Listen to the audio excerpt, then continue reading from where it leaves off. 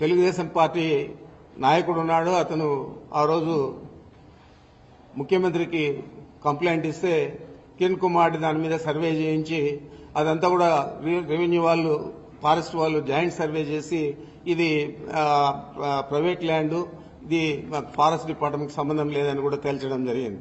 అదే మళ్ళా 2014లో అదే వెంకటరమణారెడ్డి మళ్ళా చంద్రబాబుకు పిటిషన్ ఇస్తే ఆ పిటిషన్ ద్వారా మళ్ళా ఎంక్వైరీ చేయించి మళ్ళా అదే తేల్చడం జరిగింది. వాళ్ళు హైకోర్టులో కూడా వెంకటరమణారెడ్డి వేస్తే హైకోర్టులో కూడా దాని మీద ఉత్తర్వులు ఇవ్వకుండా డిస్మిస్ చేయడం జరిగింది. మరి ఈరోజు ఆ భూమిని 23 ఎకరాలు 75 ఎకరాలు కావాలంటే ఎలాగా ఇచ్చాడు ఇతను సెటిల్మెంట్ డైరెక్టర్.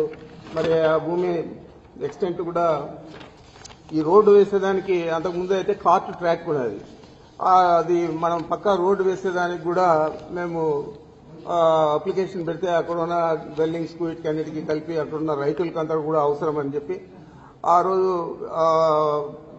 మన అంటే కాంపిటెంట్ అథారిటీ అంటే ఫారెస్ట్ డిపార్ట్మెంట్ పీసీసీఎఫ్ ఢిల్లీతో సంప్రదించి వాళ్ళ పర్మిషన్ తీసుకొని 27/6/22లో బ్లాక్ టాప్ రోడ్ వేసుకోవచ్చని చెప్పి పర్మిషన్ కూడా ఇచ్చింది.